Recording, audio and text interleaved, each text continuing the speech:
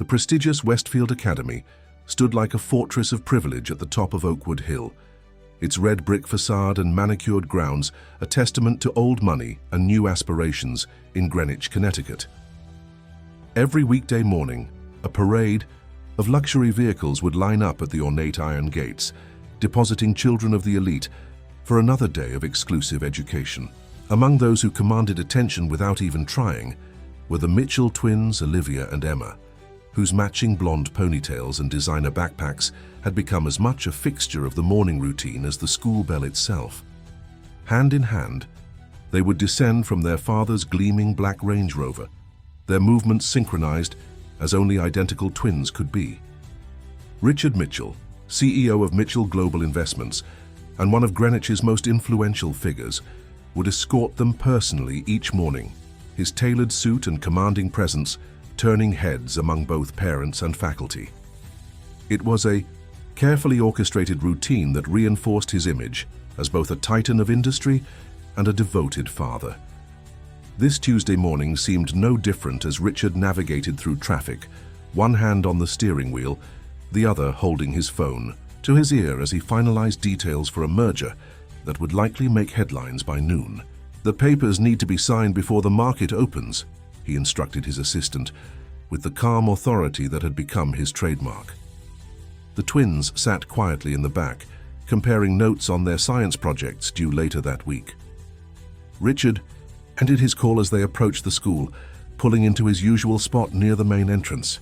The autumn air carried a crisp chill as they stepped out, Richard adjusting his Italian silk tie before taking each daughter by the hand. They were halfway up the grand limestone staircase when Olivia suddenly stopped, her eyes fixed on something across the street. "Dad, look," she whispered, tugging at her father's sleeve. Across from the school gates, seated on a low stone wall between two tattered shopping bags and a dirty blanket, was a thin girl with tangled brown hair and clothes that had clearly seen better days. In a neighborhood where appearances were cultivated as carefully as investment portfolios, she stood out like a weed in a prize-winning garden. Most parents and students walked past without a glance, their practiced indifference a skill honed by years of urban living. But the Mitchell twins stared openly, a mixture of curiosity and something else, recognition perhaps dawning in their identical blue eyes. Emma tilted her head, studying the girl with the analytical precision she usually reserved for her chess opponents. "Dad," she said, her voice carrying that innocent clarity that children possess before they learn the art of discretion, "is she our sister?" The question landed like a stone in still water. Richard Mitchell, a man whose composure had remained unshaken during market crashes and boardroom coups, froze mid-step. The phone he'd been about to check slipped from his fingers, clattering on the stone steps. Several heads turned, but Richard didn't notice. His attention was fixed on the girl, across the street, who had looked up at the commotion. For a split second, their eyes met, hers a deep brown that reflected years beyond her age, his a steely blue now widened in shock. There was a flicker of mutual recognition, brief but undeniable. Then, as if burned by the connection, Richard broke his gaze, his hand instinctively tightening around his daughter's wrists. "Don't be ridiculous," he said, his voice uncharacteristically harsh. "Come along, you'll be late." He ushered them up the remaining steps with unusual urgency, but not before Emma had turned back one last time. The girl was still watching them, her expression unreadable from that distance, but somehow both resigned and expectant, as if she'd been waiting for this moment, yet expected nothing to come of it. Inside the school's grand foyer, Richard handed the twins off to their homeroom teacher with forced casualness. "Have a good day, girls. Mrs. Peterson will pick you up at 3. He bent to kiss each forehead, a ritual he never skipped. But today his movements were mechanical. "Dad, why did you get weird when Emma asked about that girl?" Olivia whispered, her perceptiveness a trait Richard usually praised, but now found inconvenient. "I didn't get weird," he replied, straightening his already perfect tie. "That's just not something we discuss on school steps. Now go learn something brilliant." He managed a smile that didn't quite reach his eyes. As he walked back to his car, Richard felt a weight pressing on his chest that had nothing to do with his morning run or impending business deals. He glanced across the street, but the girl was gone, leaving only the dirty blanket as evidence. She'd been there at all. He pulled out his phone and dialed his head of security. "James, I need a discreet investigation," he said quietly, sliding into his car. "There's a young girl, approximately 11 years old, who's been sitting outside Westfield Academy. Find out who she is and where she came from." He paused, then added, "And have someone ensure she's not there tomorrow morning." Back in his office 30 minutes later, Richard tried to focus on the merger documents awaiting his signature, but his mind kept returning to those brown eyes that had looked directly into his. Eyes he'd seen before, years ago, in a dimly lit restaurant where a young waitress named Sarah had served him dinner and ended up changing the course of both their lives. He'd been younger then, already successful but not yet the powerhouse he was now. Already married to Victoria, but going through a rough patch that had left him vulnerable to Sarah's genuine warmth and lack of pretension. The affair had been brief but intense, a hurricane that had blown through his otherwise controlled existence. When Sarah told him she was pregnant, he'd panicked.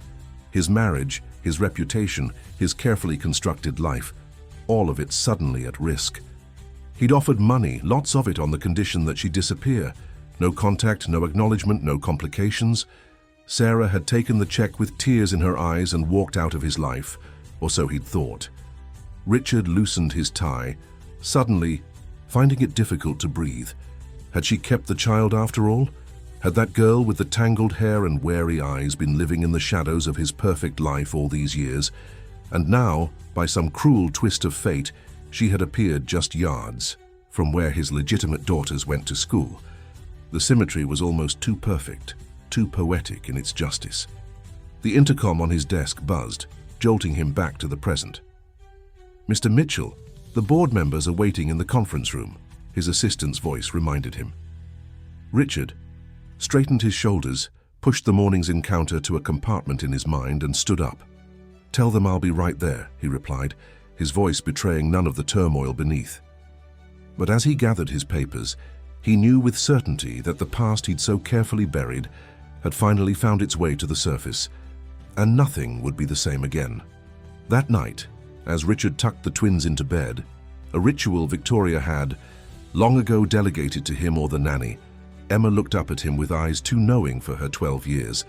"Dad," she whispered as he was about to turn off the light, "that girl today looked like us, not exactly, but something in her face." Richard's hand stilled on the light switch. "You have a vivid imagination, sweetheart," he said carefully. "It's what makes you special." But Emma wasn't deterred.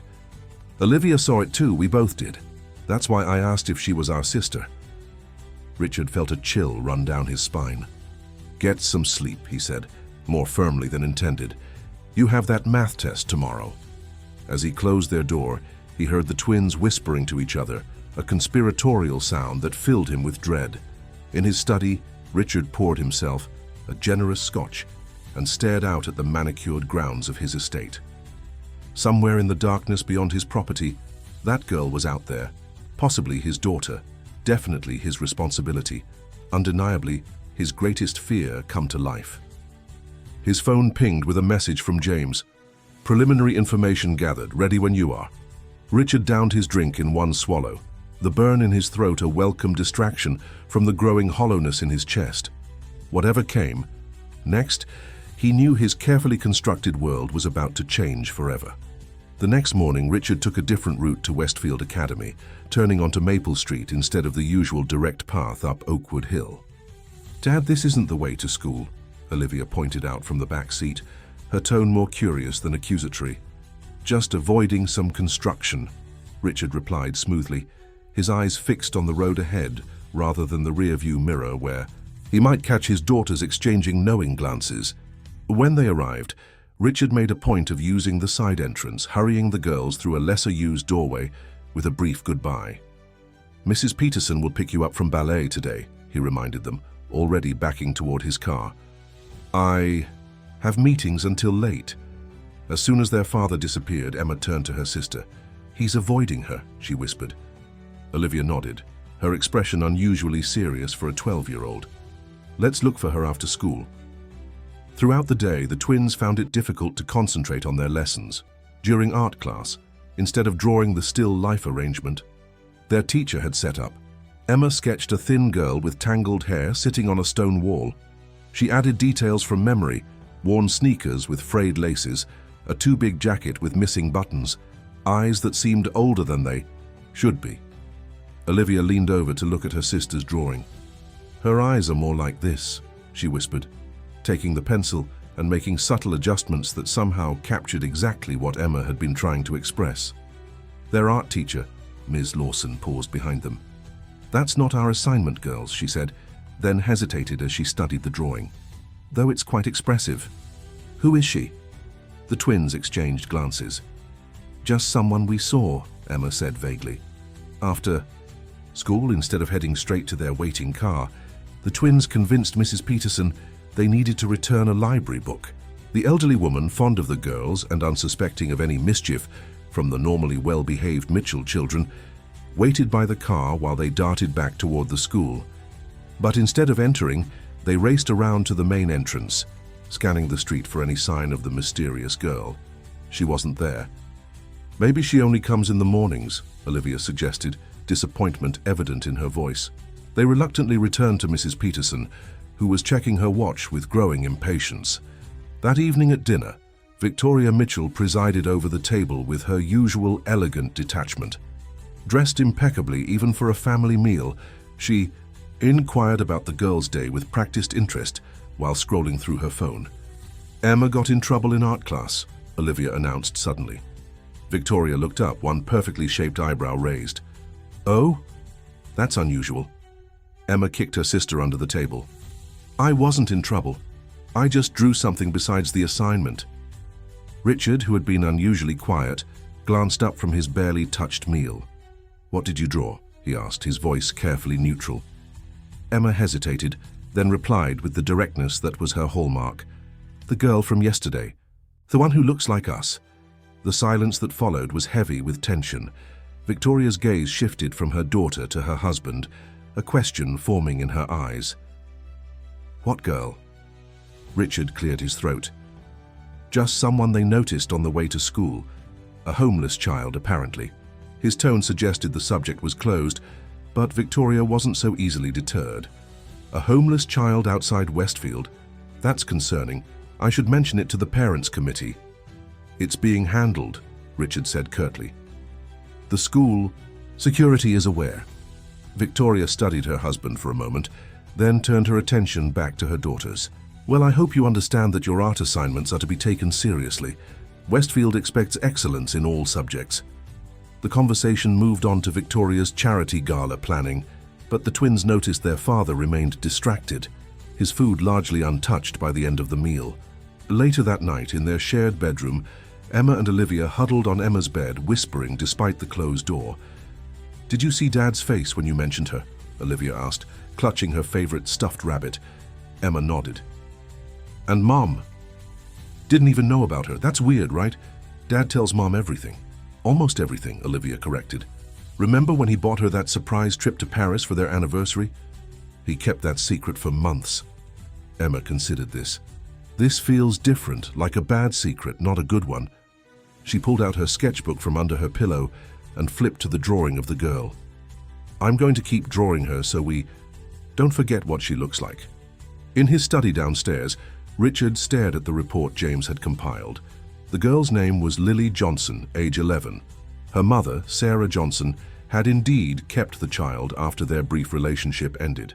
They had lived in various locations across the country, with Sarah working a series of waitressing and retail jobs, never staying in one place too long. 8 weeks ago, Sarah had fallen seriously ill, with no health insurance and mounting medical bills. They'd ended up in a homeless shelter in Stamford, just a few miles from Greenwich. And then, the detail that made Richard's stomach clench, Sarah had passed away 6 weeks ago. Lily had been placed in foster care briefly, but had run away 3 times. She was now effectively on her own, occasionally sleeping at shelters, but mostly finding places to hunker down, including, it seemed, near Westfield Academy. The report included a photograph, and there was no denying the resemblance.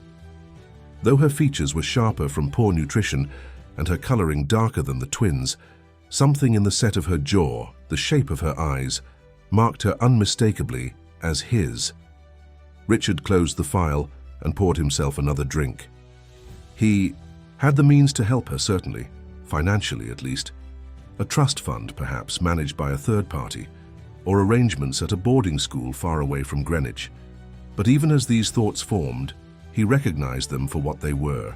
More attempts to make the problem disappear, rather, than addressing it. The next morning, Richard drove the girls to school himself again, but despite taking the side entrance, Emma spotted a familiar figure across the street. "Dad, she's back!" she exclaimed, pointing toward a thin figure partially hidden behind a tree. Richard pretended not to hear, hurrying the girls inside with unusual insistence. But as soon as they were through the doors, Emma turned to Olivia. "She's watching for us," she whispered excitedly. "We need to talk to her." Olivia looked uncertain. "Dad would be really mad." "Since when do you care about Dad being mad?" Emma challenged. "Don't you want to know why she looks like us?" The twins spent their morning classes hatching a plan.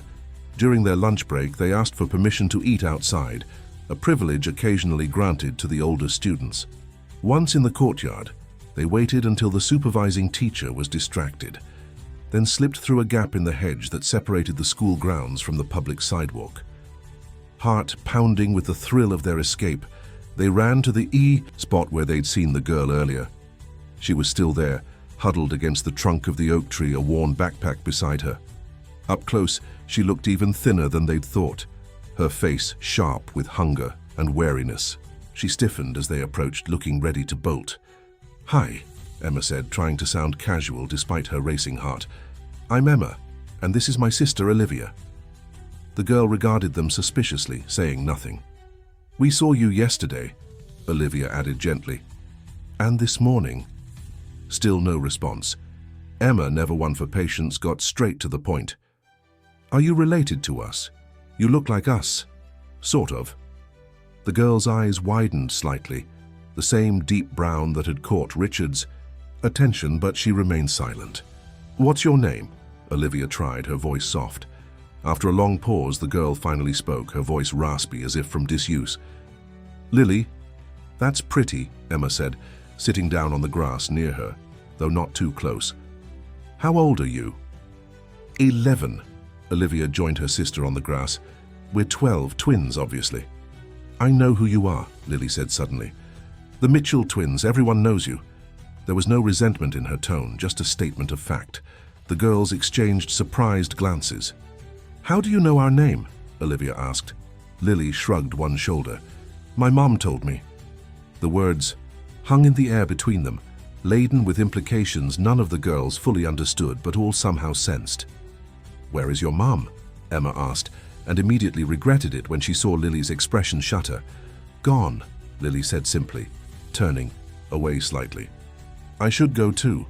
"Wait," Olivia said quickly. "Are you hungry? We have extra lunch." She pulled out her sandwich and an apple, offering them hesitantly. Lily stared at the food, hunger briefly overcoming caution.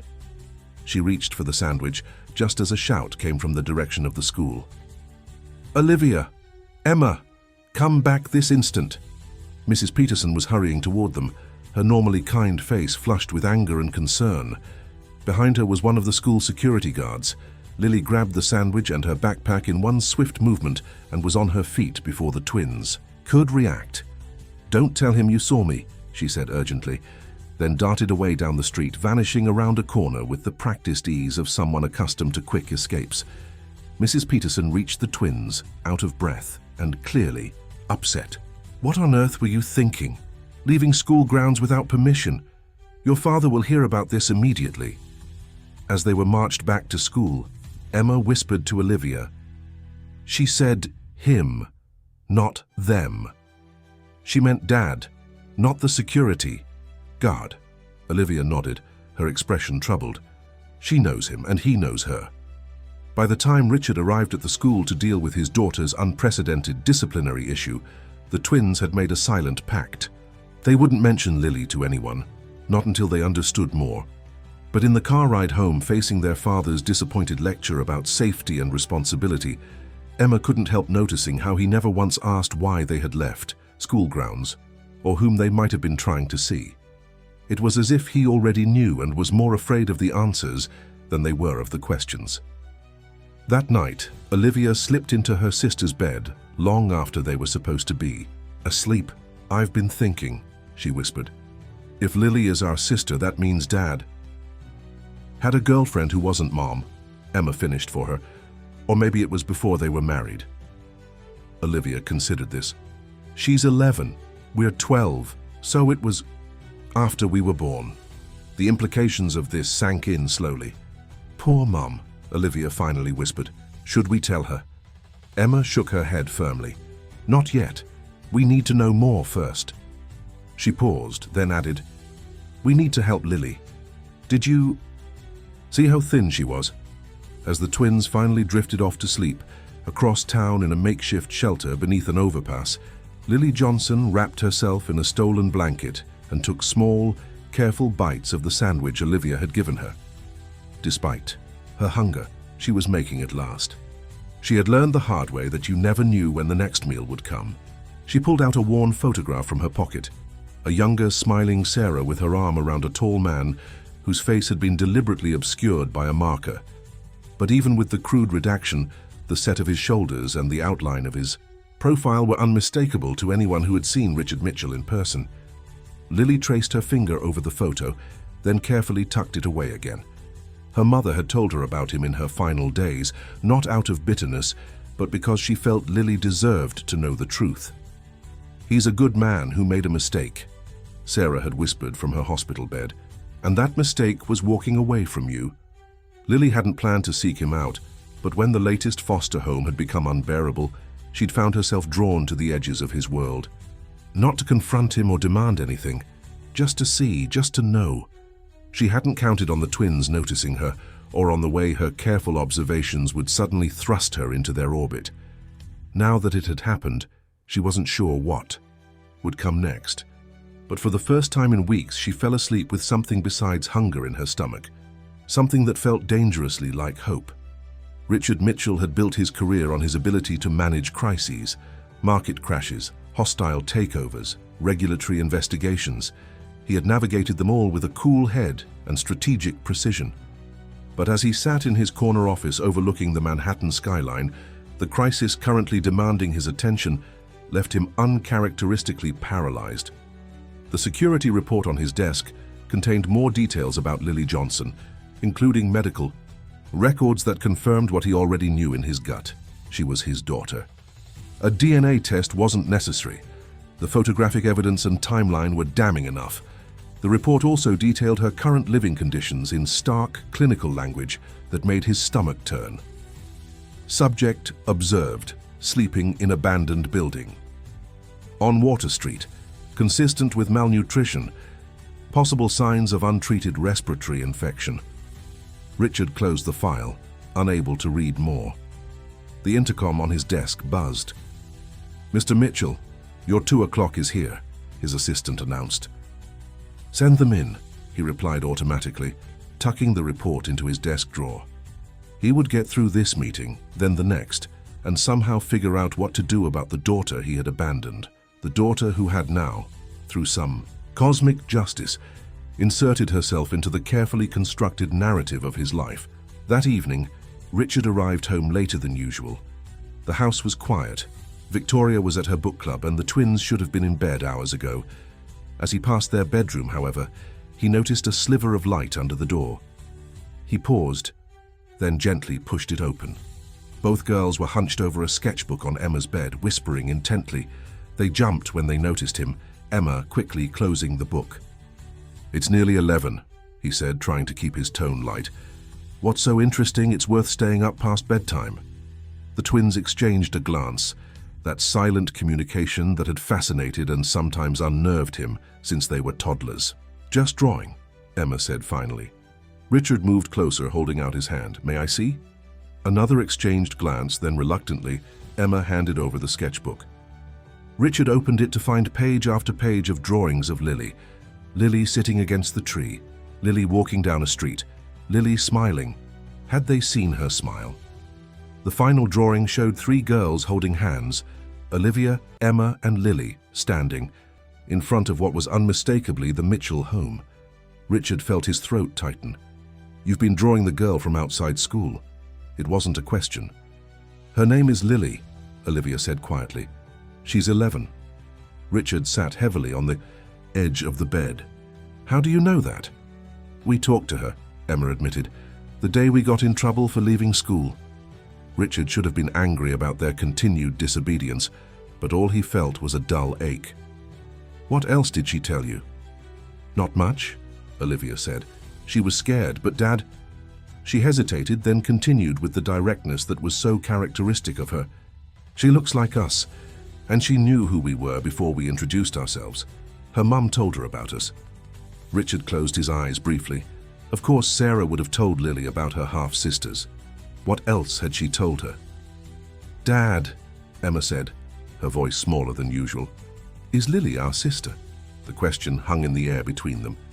Richard had spent a lifetime making difficult decisions, but none had prepared him for this moment with his daughters. He could continue the deception, brush off their questions with adult authority, or he could tell them the truth and deal with whatever came next. "Yes," he said finally, the word falling from his lips like a stone. "Lily is your half-sister." The twins didn't look surprised, merely confirmed in what they had already suspected. "Does Mom know?" Olivia asked. Richard shook his head. "No. No one knows except the 3 of us, and Lily and her mother." "Where is her mom?" Emma pressed. Richard hesitated. How to explain the concept of passing away to children who had been sheltered from life's harsher realities? "Her mother is no longer with us," he said carefully. "Lily is on her own now." The twins absorbed this information with solemn faces. "That's why she was sleeping outside," Olivia whispered, more to herself than to her father or sister. "She doesn't have anywhere to go." "We have to help her, Dad," Emma said, with the absolute moral certainty of a child. "She's family."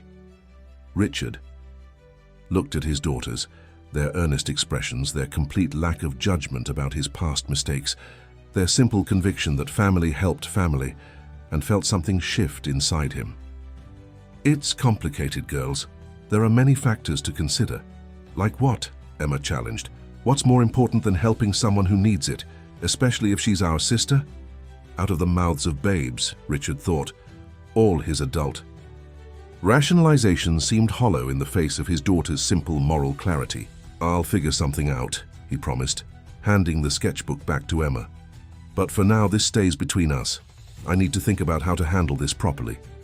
"You should talk to her," Olivia suggested. "She's scared of you, but I think she wants to meet you. Why else would she be at our school?" Richard had been wondering the same thing. Had Sarah sent Lily to find him before she passed? Or had Lily sought him out on her own after losing her mother? Either way, the girl had been watching from a distance, perhaps working up the courage to approach, until the twins had noticed her first. "Maybe," he conceded. "Now get some sleep, we'll talk more tomorrow." As he turned out their light, Emma called after him. "Dad, are you going to tell Mom?" Richard paused in the doorway. "Eventually, but let me handle this my way." "Okay." Back in his study, Richard poured himself a scotch and stared out at the darkness beyond his window. The easy thing, the path he would have chosen without hesitation just days ago, would be to set up a trust fund for Lily, arrange for her care somewhere far from Greenwich, and ensure she had opportunities while keeping her separate from his family. But the twins' discovery had changed everything. They knew about Lily now, had met her, had already accepted her as their sister, and they would never understand or forgive him if he chose to keep her at arm's length. More importantly, he wasn't sure he could forgive himself.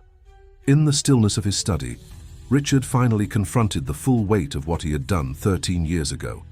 He had abandoned Sarah when she needed him most, had denied his own child, had chosen his reputation and comfort over responsibility. The man he had become since then, the ethical business leader, the devoted father to the twins, the respected community figure, that man would never have made such a choice. That man would be ashamed of his younger self's cowardice, The question now was whether that man had the courage to make things right, whatever the cost. 13 years earlier, Richard had been celebrating the twins' first birthday when his phone rang. Sarah's name on the screen had sent a jolt of anxiety through him. They hadn't spoken in months, not since he'd made it clear their brief relationship was over. He'd stepped away from the party to take the call in his study. "I need to see you," Sarah had said without preamble. "There's something you should know." Richard had felt a cold dread. "Whatever it is, I'm sure we can handle it without meeting in person." A pause, then. "I'm pregnant, Richard.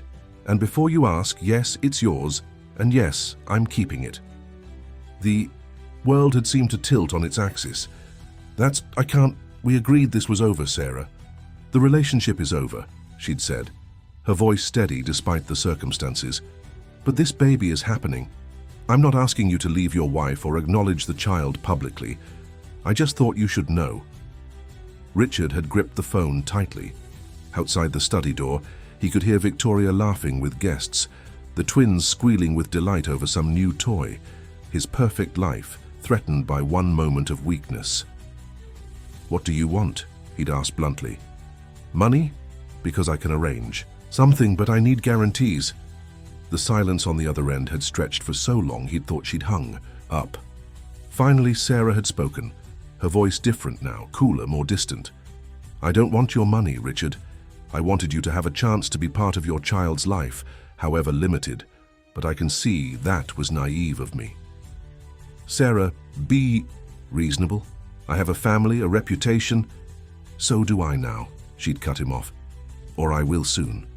Goodbye, Richard." He'd called her back immediately, then several more times over the next few days, but she never answered.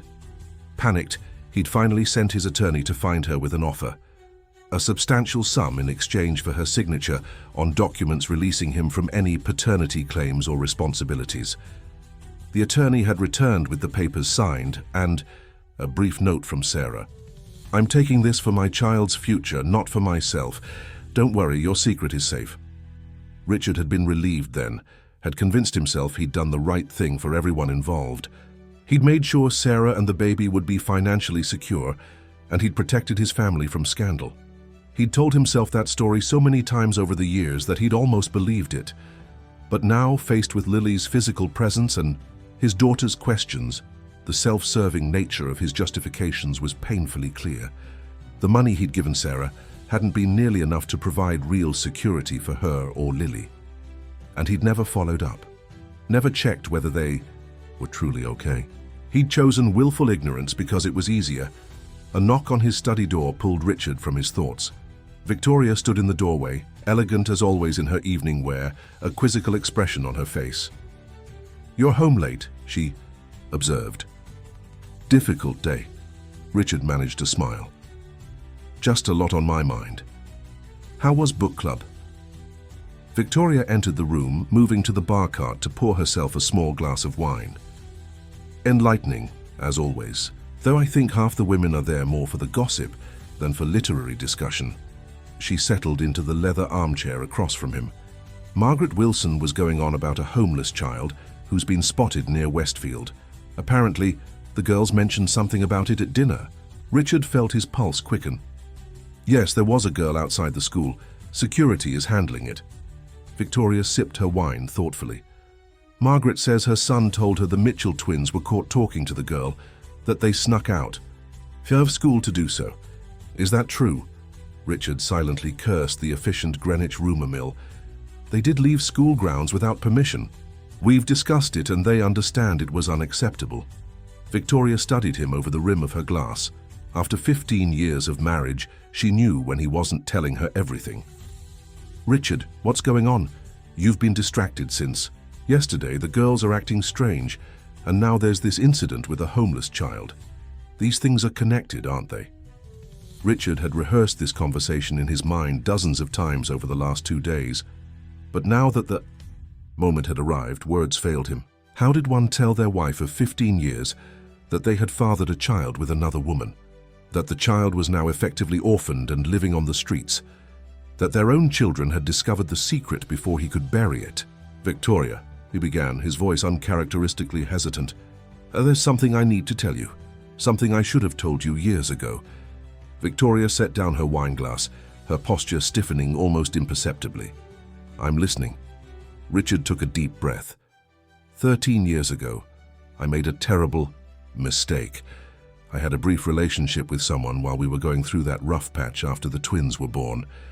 He watched Victoria's expression shift from confusion to dawning comprehension. "The girl outside the school," she said slowly. "She's yours." It wasn't a question. Richard nodded, unable to speak. Victoria stood abruptly, turning away from him to stare out the window. The silence stretched between them, heavy with 13 years of deception. "How long have you known," she finally asked, her voice tightly controlled, "about the girl being here, outside the twins' school?" "A few days. I had no idea she existed in Greenwich until the twins pointed her out." Victoria turned back to face him, her expression unreadable. "But you knew you had another daughter, all this time?" Richard nodded again. "Her mother told me she was pregnant. I paid her to disappear." Saying it aloud made the cowardice of his actions even more stark. "I told myself it was the right thing for everyone." "Everyone except the child," Victoria said flatly. "What happened to her mother?" "She passed away recently. The girl, Lily, she's been in foster care, but she ran away. She's been living on the streets." Victoria closed her eyes briefly. When she opened them, her gaze was steely. "So let me understand this. You have a daughter who is currently homeless. Our daughters have discovered her and recognize her as their sister. And your plan was what exactly? To hope she would simply disappear again." Put that way, Richard's inaction seemed even more indefensible. "I've been trying to figure out the best approach. It's complicated." "No," Victoria cut him off. "It's actually very simple.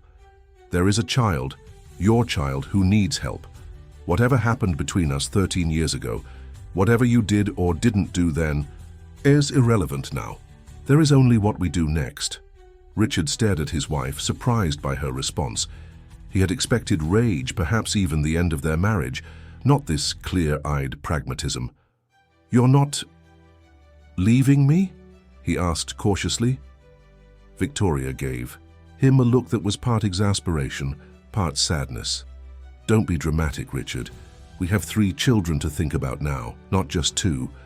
My feelings about your infidelity and deception, and believe me, we will discuss those at length, are secondary to the immediate crisis. This girl needs help now." She picked up her phone. "What's her full name?" "I'm calling our lawyer." "Victoria, hey, it's nearly midnight, and there is a child on the streets of Greenwich who shouldn't be there for one more night," she said firmly. "Lily Johnson," Richard supplied, watching as his wife typed the name into her phone. "Age 11. Her mother was Sarah Johnson." Victoria nodded, already dialing. "Go wake the twins," she instructed. "They should be part of this conversation." As Richard headed upstairs, feeling both shaken and oddly relieved, he marveled at his wife's capacity to set aside her own hurt to focus on what mattered most. It was one of the qualities that had drawn him to her initially. Her unwavering moral compass, her ability to cut through complexity to the heart of an issue. He had underestimated her, just as he had underestimated his daughters.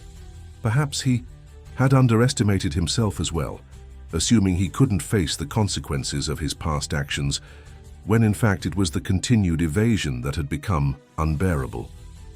He paused outside the twins' bedroom, listening to their quiet breathing. Whatever happened next would change their family forever. But as he gently woke his daughters to tell them that they were going to help Lily, he felt for the first time in days that he might be equal to the challenge ahead. The pre-dawn light cast long shadows across Greenwich as Richard's Range Rover rolled through nearly empty streets. Beside him, Victoria sat straight-backed and resolute, her designer handbag replaced by a practical backpack containing water bottles, sandwiches, a first aid kit, and a change of clothes. In the back seat, the twins were uncharacteristically quiet, their eyes scanning the sidewalks and alleyways for any sign of their newly discovered sister. After a night of intense discussion with their lawyer, the Mitchells had formulated a plan. They would find Lily themselves rather than involving authorities immediately. a decision driven partly by the desire to approach her gently without the intimidation of official intervention, and partly by Richard's fear that once the system took over, they might lose control of the situation. The lawyer had advised them on temporary guardianship procedures that could be expedited once they had Lily safely with them. "There," Emma suddenly called, pointing toward a narrow passage between two commercial buildings. "I think I saw someone move." Richard pulled over, and they all peered toward the alley. A shape huddled against the wall did indeed look like a small person, but in the dim light it was impossible to be certain. "Let me go first," Olivia said, already unbuckling her seatbelt. "She knows us. She might run if she sees adults." Victoria hesitated, then nodded. "Stay where we can see you, we'll wait here." The twins approached slowly, Emma slightly ahead as usual. As they drew closer, the huddled shape resolved into Lily, wrapped in her dirty blanket, her backpack serving as a pillow.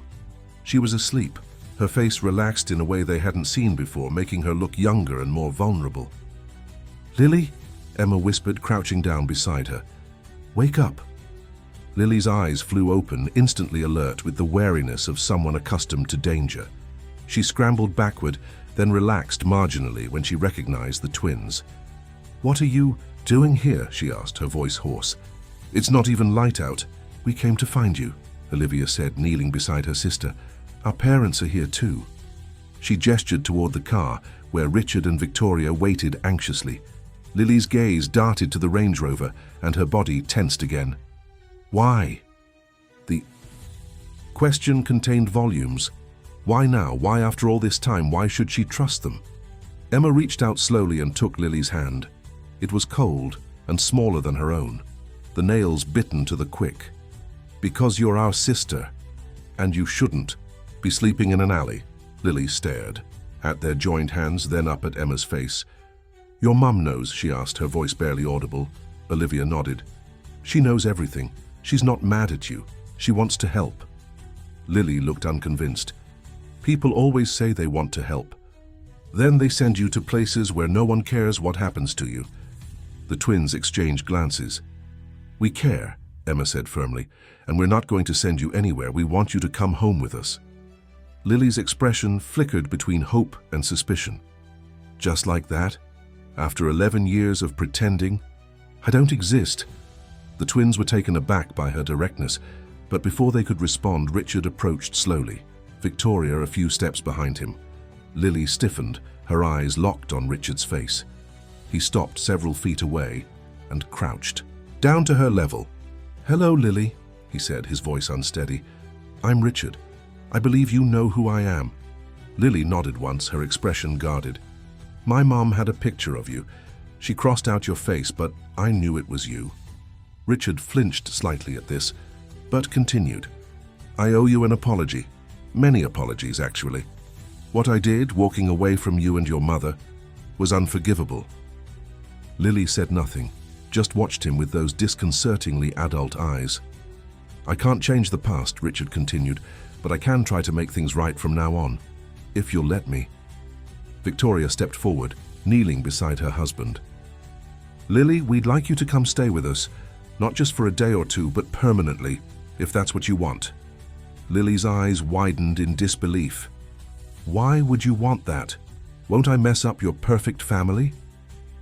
The bluntness of the question hung in the air between them. Victoria answered first. "Our family isn't perfect, Lily. No family is. And you wouldn't be messing anything up. You'd be making our family more complete." Lily looked from Victoria to Richard, then to the twins, clearly trying to gauge their sincerity. "I don't need charity," she said finally, a hint of her mother's pride evident in her tone. "It's not charity," Richard said. "It's responsibility, mine specifically. I should have been there for you from the beginning. I wasn't. That's my failing. Not yours, but I'd like the chance to be there for you now." Something in his words seemed to reach her. She looked down at her worn sneakers, then back up at him. "My mum said you weren't a bad person, just scared." The simple statement hit Richard like a physical blow. That Sarah had found it in her heart to speak of him with any kindness to their daughter after what he'd done was humbling beyond words. She was right, he admitted. I was scared, but I'm not anymore. He held out his hand to her, palm up. Will you come with us, Lily? Will you give us a chance to be a family? Lily hesitated, looking at his outstretched hand. Then, slowly, she placed her small hand in his. Okay, she said quietly, but I'm keeping my backpack with me. Victoria smiled, recognizing the survival instinct behind the request. Of course, and anything else that's important to you. As they walked back to the car together, Emma and Olivia flanking Lily protectively, Richard felt the weight of what they were undertaking. They weren't just providing shelter to a child in need, they were integrating a new member into their family, one whose very existence would raise questions they couldn't avoid answering. The Greenwich gossip mill would go into overdrive, business associates would whisper. Friends might distance themselves, but watching his 3 daughters climb into the back seat together, he found he cared less about those external judgments than he would have thought possible a week ago. Back at the Mitchell estate, Mrs. Peterson was waiting for them, having been briefed by Victoria in a pre-dawn phone call that revealed only that a child in need would be joining the household. The elderly housekeeper showed no surprise at Lily's disheveled appearance, merely smiled warmly and announced that breakfast was ready and a hot bath had been drawn in the guest suite.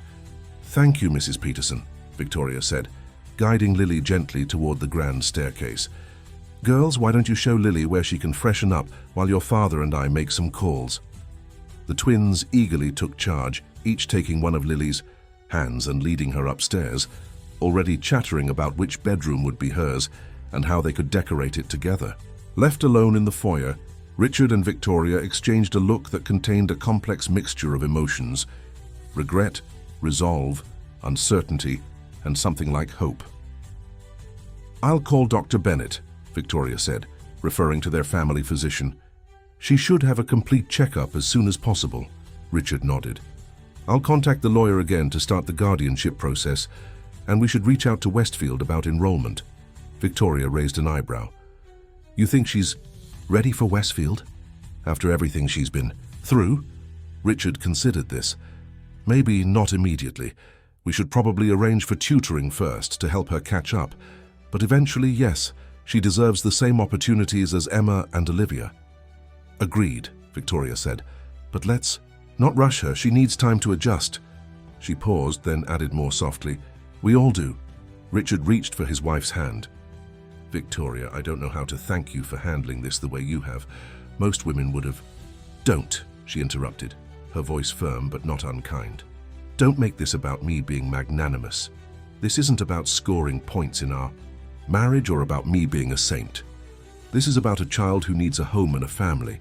Our feelings, my hurt, your guilt, those are secondary. Richard nodded, properly chastened. You're right. I just want you to know that I understand how difficult this must be for you. Victoria's expression softened slightly. It is difficult, but not in the way you might think. I keep wondering, if I had known about her from the beginning, would I have had the strength to do the right thing then? Or would I have reacted selfishly, demanded you cut her out of your life? She shook her head. I'd like to think I would have been better than that, but I honestly don't know. Before Richard could respond, the sound of laughter drifted down. From upstairs, 3 distinct voices blending together in a way that seemed both strange and somehow right. Victoria squeezed his hand once, then let go. One day at a time, she said. That's how we'll do this. Upstairs, Lily stood awkwardly in the center of a bathroom larger than any apartment she had ever lived in. Marble countertops, a chandelier, overhead, and a tub that could have comfortably fit 3 people. It was like something from a movie. You can use any of these, Emma was saying, gesturing to an array of expensive bath products. The lavender one is really good for relaxing. And here are some clothes, Olivia added, setting a stack of folded garments on a bench. They're mine, but we're almost the same size, I think. Lily touched the soft fabric of the top sweatshirt hesitantly. I don't understand why you're being so nice to me. The twins exchanged glances. Because you're our sister, Emma said, as if it were the most obvious thing in the world. Half-sister, Lily corrected, and you just found out about me a few days ago. You should hate me. Why would we hate you? Olivia asked, genuinely confused. Lily shrugged, not meeting their eyes. Because I'm the reason your dad cheated on your mum. Because I'm messing up your perfect life. Emma shook her head firmly. That's not how it works. None of that was your fault. You didn't ask to be born. And our life isn't perfect, Olivia added. It just looks that way from the outside. She hesitated, then said, We've always wanted a sister. I mean, we have each other, but it's not the same, Emma finished for her. We're too similar sometimes. You're different. That's cool. Lily looked up, a hint of a smile touching her lips for the first time. You guys are weird, she said, but there was no bite to the words. Maybe, Emma agreed cheerfully, but you're stuck with us now. After they left her to bathe in privacy, Lily sank into the warm water and tried to process the whirlwind of changes. Just hours ago, she had been sleeping in an alley, wondering where her next meal would come from. Now she was in a mansion, being offered a home by the family she had observed from a distance for weeks. Part of her was waiting for the other shoe to drop, for them to reveal conditions, or to change their minds, or for this to turn out to be some elaborate, cruel joke. But another part, the part that remembered her mother's stories about Richard. He was kind, Lily, before he was scared, wanted desperately to believe that this could be real. She thought about the way Victoria had looked at her, not with pity or disgust, but with a clear-eyed assessment and something that might have been respect. And the twins with their immediate acceptance that defied all logic. And Richard himself, the man whose face had been literally blacked out of her childhood, now looking at her with such naked regret that it had been almost painful to witness. Lily wasn't naive. She knew that whatever happened next would be complicated. But for the first time since her mother had passed away, she allowed herself to feel something dangerous. Hope. Downstairs, Richard ended his call with the family lawyer and turned to find Victoria watching him from the doorway of his study. It's all arranged, he said. We can file for emergency temporary guardianship today. Given the circumstances and our resources, it should be approved without difficulty. Victoria nodded. Dr. Bennett can see her at noon. I've also contacted Dr. Levine. At Richard's questioning look, she added, the child psychologist who helped Emma with her anxiety last year. Lily's been through tremendous trauma, Richard. She'll need professional support. Of course, Richard agreed. And what about us? The public story, I mean. Victoria considered this. We tell the truth, or a version of it. Lily is your daughter from a previous relationship. Her mother recently passed away and she's come to live with us. Anyone who wants more details than that can mind their own business. Richard smiled slightly at his wife's decisive tone. And the twins' school? The neighbors? Your friends? Victoria's expression hardened. Any so-called friend who would judge. A child for circumstances beyond her control isn't someone whose opinion I value. As for the rest, yes, there will be talk. There always is. We'll weather it. She paused, then added, But Richard, we need to be united on this. No wavering, no second thoughts. Lily needs absolute security, not conditional acceptance. I understand, Richard said solemnly. I won't let her down again. Victoria studied him for a moment, then nodded. Good. Now, I think we should all have breakfast together, our first meal as a family of 5. As they headed toward the kitchen where Mrs. Peterson was setting out plates, Richard found himself contemplating that phrase. A family of 5. It seemed both foreign and strangely inevitable, as if they had always been incomplete without realizing it. In the kitchen, they found the 3 girls already seated at the table. Lily, freshly bathed and dressed in Olivia's clothes, looked both more childlike and more at ease. Her damp hair was pulled back in a neat ponytail, Emma's handiwork, Richard guessed, and though she still maintained a certain wariness, she was actually smiling at something Olivia had said. The twins looked up as their parents entered. Mom, can we take Lily shopping today? She needs her own stuff, Emma said. And maybe we could get our nails done together, Olivia added. If Lily wants to. Lily looked overwhelmed by the suggestions, but not displeased. Victoria exchanged a glance with Richard. Let's take things one step at a time, she said gently. Lily has a doctor's appointment this afternoon, and there are some legal matters we need to handle. But shopping can certainly be arranged soon. As they settled around the table, Richard found himself watching Lily. The careful way she handled her silverware as if afraid of doing something wrong, the wonder in her eyes as she took in the abundance of food, the cautious way she responded to the twins' animated chatter. She was his daughter without question. The shape of her eyes, the set of her jaw, these were Mitchell traits, visible despite the hardship etched into her young face. But there was Sarah in her too, in the curve of her smile, in the thoughtful way she considered her words before speaking. It struck him with sudden force that he had missed 11 years of her life, 11 years of first words, first steps, first days of school, birthdays and holidays and ordinary Tuesdays, all gone, irretrievable. The magnitude of what he had thrown away through his own cowardice was staggering. But watching her now, cautiously integrating herself into their family breakfast, he made a silent vow. He would not miss a single day more.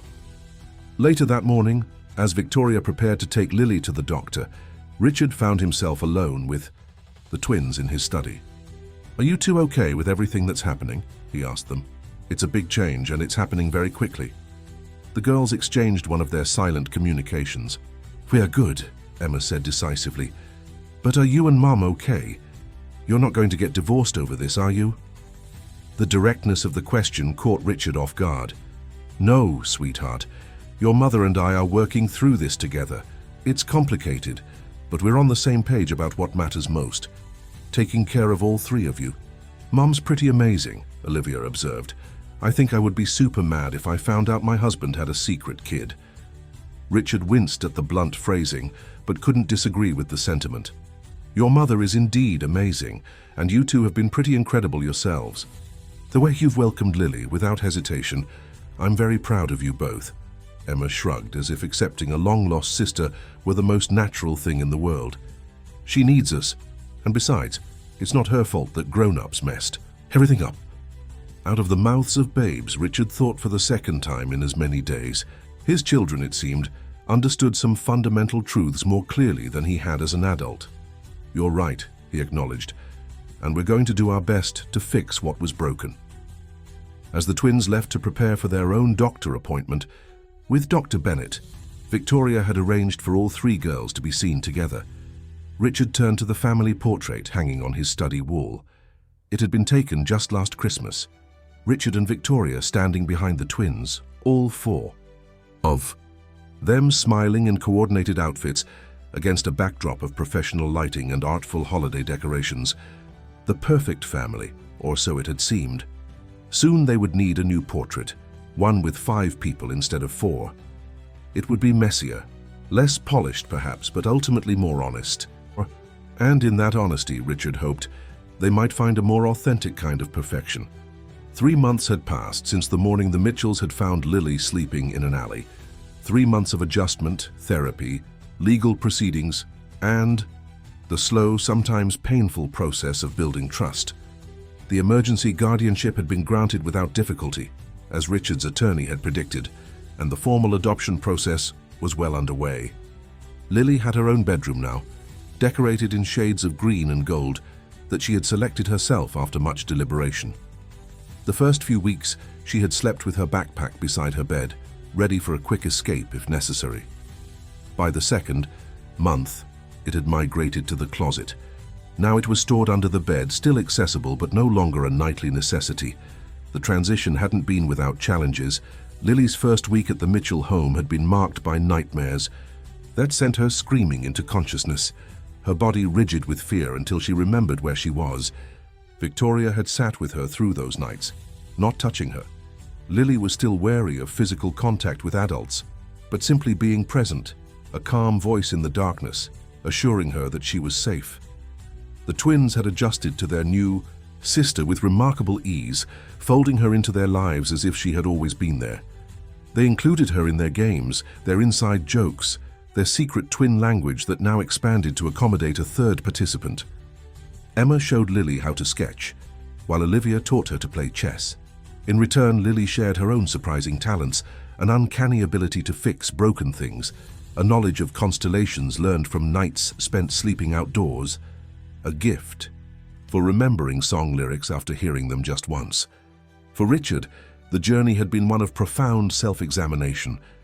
Weekly sessions with his own therapist, something he would have scoffed at a year ago, helped him navigate the complex emotions of reuniting with the daughter he had abandoned.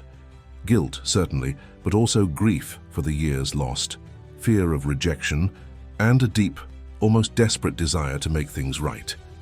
Lily herself remained somewhat of an enigma, even as she gradually lowered her defenses. She was quieter than the twins, more watchful, with a self-sufficiency born of necessity. Dr. Levine had explained that children who experience prolonged instability often develop a hypervigilance that doesn't disappear overnight, even when placed in secure environments. "She's testing you," the psychologist had told Richard and Victoria during a private consultation. "Not consciously, perhaps, but she's waiting to see if you'll give up on her when things get difficult." Consistency is key, and so they had been consistent. Through Lily's occasional outbursts of anger, through her initial resistance to the structure of the Mitchell household, through the awkward questions from neighbors and the not-so-subtle whispers at social events, Victoria had been especially steadfast, neither minimizing Lily's trauma nor allowing it to define her. She had approached the situation with the same clear-eyed determination she brought to her charitable foundation, addressing problems directly and refusing to be deterred by setbacks. Today marked a significant milestone. Lily's first day at Westfield Academy. After 3 months of intensive tutoring to catch her up academically, she had been deemed ready to join her sisters in the classroom. Richard adjusted his rearview mirror to see all 3 girls in the back seat. The twins wore their usual confident expressions, though he detected a protective watchfulness as they flanked Lily. Lily herself sat perfectly straight, her new uniform crisp and immaculate, her face a careful mask of calm that didn't quite conceal her nervousness. "Remember," Emma was saying, continuing a conversation they'd apparently been having at breakfast, "if anyone says anything stupid, just ignore them. Or tell us," Olivia added. "We'll handle it." Lily's lips curved in a small smile. "I've dealt with worse than rich kids with gossip," she said, though her fingers fidgeted with the strap of her new leather backpack, a gift from Victoria that matched the twins, but in a different color, a subtle acknowledgement of both belonging and individuality. Richard caught her eye in the mirror. "Nervous?" he asked gently. Lily considered the question with her characteristic thoughtfulness. "Yes," she admitted finally, "but not scared." The distinction seemed important to her, and Richard nodded in understanding. Scared was what you felt when you had no control, when survival was at stake. Nervous was a luxury afforded to those with enough security to worry about social acceptance rather than basic needs. As they approached Westfield, Richard found himself taking the main entrance rather than the side door they had used during those first awkward days of discovery. They pulled up to the same spot where 3 months ago Emma had first asked the question that had changed everything. The same stone wall where Lily had once sat, invisible to most, was now just another feature of the landscape as they walked confidently up the grand staircase together. Dr. Williams, the headmaster, greeted them at the entrance. "Welcome to Westfield, Miss Johnson Mitchell," he said formally, using the hyphenated surname they had decided upon together, honoring both Sarah and the family Lily was joining. "We're delighted to have you join us." Lily nodded solemnly, accepting his outstretched hand with only slight hesitation. "Thank you, sir." Richard felt a surge of pride at her composure. "I'll pick you all up at 3, he told the girls. "Have a good day." The twins each gave him a quick hug, a ritual unchanged by time or circumstance. Then, after a brief hesitation, Lily stepped forward and allowed him to embrace her as well, a still new gesture that made his throat tighten with emotion every time. "You've got this," he whispered to her.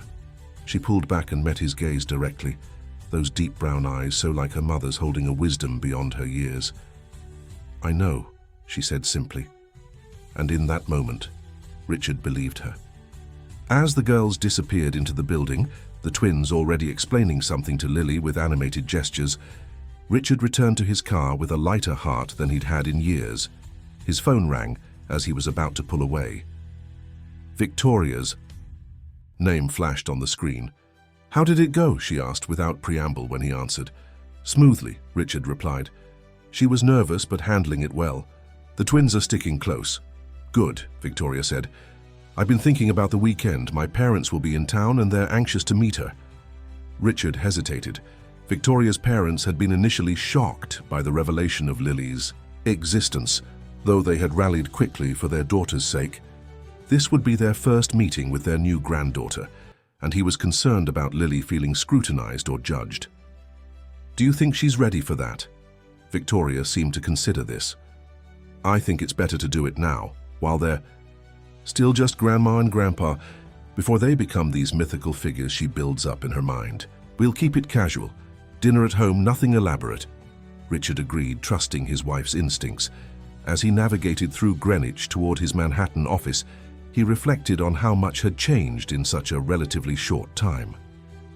The scandal that he had feared for so many years had indeed materialized, but its impact had been far different than he had imagined. Yes, there had been gossip. Yes, some business associates had been awkward around him initially, but there had also been unexpected support, even admiration for the family's decision to bring Lily home. Most surprisingly, Richard found that he cared far less about public opinion than he once had. The approval or disapproval of others paled, in comparison to the moment Lily had first called him Dad, tentatively, almost experimentally, just 2 weeks ago. That evening, the Mitchell household buzzed with the energy of 3 girls recounting their day. Lily perched on a stool at the kitchen island while Mrs. Peterson prepared dinner, was describing her science class with unexpected animation. And then the frog just jumped right off the table. Mr. Harrington had to chase it all around the room. Emma and Olivia, who had heard the story earlier but still found it hilarious, collapsed into giggles. Victoria, typing on her laptop at the other end of the island, looked up with a smile. So it sounds like your first day was a success? Lily considered this with her usual thoughtfulness. It was interesting. Some kids stared at me. I could tell they were talking about me sometimes. She shrugged. But Emma and Olivia introduced me to their friends at lunch, and they were nice. And I answered a really hard question in math, so that nobody else knew. This last part was said with a hint of pride that made Richard, who had just walked in, grin broadly. That's my girl, he said, setting down his briefcase and loosening his tie. Lily didn't quite beam at the praise, but her expression softened, and she held his gaze for a moment longer than usual. Progress in the careful dance of trust they were still navigating. After dinner, as the girls retreated upstairs to work on homework, Victoria drew Richard into his study. I had a call today, she said, closing the door behind them, from Sarah's sister. Richard felt a jolt of surprise. I didn't know Sarah had family. Neither did Lily, apparently. They were estranged for years, but she found out about Sarah's passing and has been trying to locate Lily ever since. Victoria handed Richard a notepad with a name and number. Karen Johnson. She lives in Seattle. She wants to talk about possibly being part of Lily's life. Richard stared at the information, a complex mixture of emotions washing over him. Do you think that's a good idea? Lily's just starting to feel stable here. Victoria sat down, considering the question seriously. I think that Lily deserves to know she has family beyond us, blood relatives who connect her to her mother. Whether or not she wants a relationship with them should be her choice. Richard nodded slowly, recognizing the wisdom in his wife's perspective. You're right. We'll talk to Dr. Levine about the best way to approach this with her. I've already scheduled a call for tomorrow, Victoria confirmed. They sat in companionable silence for a moment, each lost in their own thoughts. She did well today, Victoria finally said. At school. Better than I expected, honestly. She's resilient, Richard replied. More than any child should have to be. Victoria reached across the desk and took his hand. You know, 3 months ago, when you first told me about her, I was so angry I could barely see straight. I kept thinking about all the lies, all the years of deception. Richard winced but didn't interrupt. But now, she continued, I look at her, at how she's blossoming despite everything she's been through, and I can't imagine our family without her. It's as if she was always meant to be here, and we just took a very complicated route to find her. Richard squeezed his wife's hand, emotion making it difficult to speak. "Thank you," he finally managed, "for everything. For being stronger than I was." Victoria shook her head. "Not stronger, just differently flawed. We're all figuring this out together, one day at a time." From upstairs came the sound of laughter. 3 distinct voices blending in a harmony that had become the soundtrack of their new normal. Richard and Victoria shared a smile, then rose together to join their daughters. In Lily's bedroom, a study session had apparently devolved into something more entertaining. Emma was demonstrating her impression of Mr. Harrington chasing the escaped frog, while Olivia added sound effects and Lily clutched her sides with laughter. They looked up as Richard and Victoria appeared in the doorway. "Mom, Dad," Emma said, barely containing her giggles. "Lily got an A on her math placement test today. Mr. Cooper said she might be able to move up to our level by next semester if she keeps it up." Lily ducked her head at the attention, but not before Richard caught the flash of pride in her eyes. "That's wonderful news," Victoria said warmly. "We should celebrate this weekend. Ice cream after dinner with Grandma and Grandpa?" The twins cheered their approval, while Lily offered a small but genuine smile. "I'd like that," she said quietly. Later, after homework was completed and the girls were getting ready for bed, Richard found Lily sitting alone on the window seat in her room, gazing out at the starlit sky. He knocked gently on the open door. "May I come in?" Lily nodded, making room for him on the cushioned seat. They sat in comfortable silence for a moment, both looking up at the stars. "That's Cassiopeia," Lily said finally, pointing to a distinctive W-shaped constellation. "And over there is the Big Dipper." Richard followed her finger, wondering when she had learned to identify the stars. During those nights, sleeping outdoors perhaps, finding companionship in the constant presence of the night sky. "Your mother taught you about the stars?" he asked gently. Lily nodded. "She said they were always the same no matter where we moved, that I could always find my way by them." She paused, then added, "She wasn't mad at you, you know. Not at the end." Richard felt his chest tighten. "She should have been," he said, softly. "I deserved her anger." Lily considered this with her characteristic thoughtfulness. Maybe. But she said holding on to anger just made life heavier, and she wanted to travel light. She pulled a worn photograph from the pocket of her pajamas, the same one Richard had glimpsed briefly in his study months ago, where Sarah had blacked out his face. But now, he noticed, someone had carefully removed the marker, revealing his younger self smiling beside Sarah. "I fixed it," Lily explained, seeing his surprise. "With some stuff Emma showed me, I thought maybe it should be whole now." Richard blinked rapidly, fighting back tears. "Thank you," he said, his voice rough with emotion. "That means a lot to me." Lily carefully returned the photo to her pocket.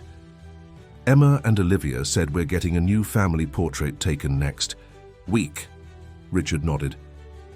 "Would you like that? To be in the official Mitchell family photo?"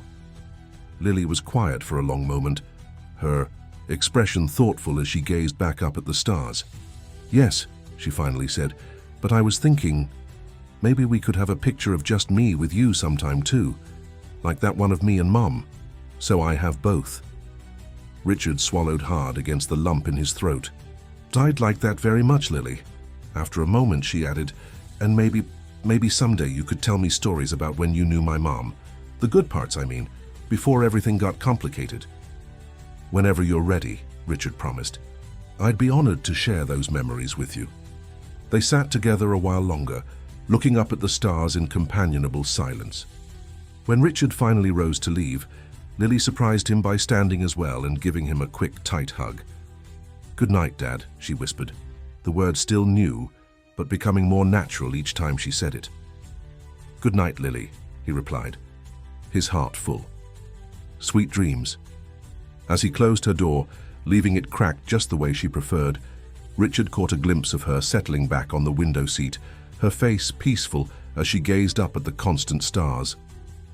In that moment, he knew with certainty that while he couldn't change the past, couldn't reclaim the years lost to fear and pride, the future stretched before them full of possibility. It wouldn't be easy. There would be difficult days ahead, questions about Sarah, adjustments as Lily continued to find her place, the inevitable complications of blending a family. But for the first time in years, Richard felt truly at peace with himself and his choices. The next morning dawned clear and bright, a perfect September day. Richard stood at the bottom of the grand staircase, checking his watch as Victoria called up to the girls that they were going to be late. One by one they appeared. Emma first, always the earliest riser, then Olivia and finally Lily, her uniform neat, her hair pulled back in a style that mimicked Victoria's elegant simplicity. "Ready for day 2?" Richard asked as they gathered. Their backpacks. Lily nodded, a determined set to her chin. "Ready," she confirmed. As they walked out together into the sunshine, Richard couldn't help thinking about how differently they must appear to observers now compared to that fateful morning 3 months ago. The same man, the same staircase, but now with 3 daughters instead of 2. And inside, a man transformed, not by public scandal or private shame as he had so long feared, but by the simple, profound act of embracing the truth and accepting responsibility for it. At the car, Emma suddenly turned to her father with a mischievous grin. "Dad, can we stop for donuts on the way, a celebration for Lily's second day?" Richard pretended to consider this seriously. "Donuts on a school day? What would your mother say?" "That you're spoiling them," came Victoria's voice as she joined them, car keys in hand. "But since I'm driving them today while you head straight to the city, I suppose I'll be the one doing the spoiling." She winked at the girls, who erupted in cheers. As Richard kissed each daughter goodbye, saving Lily for last, she looked up at him with those deep brown eyes that had once pierced him with their silent accusation, but now held something different. Trust. Slowly growing. "See you tonight," she said. It was a simple phrase, ordinary in most families. But for them, after so much separation and uncertainty, it was a promise. One he intended to keep for all the days to come. "See you tonight," he echoed, watching as all 3 girls piled into Victoria's car, already debating which donut flavors were superior. As the car pulled away, the girls waving through the windows, Richard felt a profound sense of gratitude wash over him.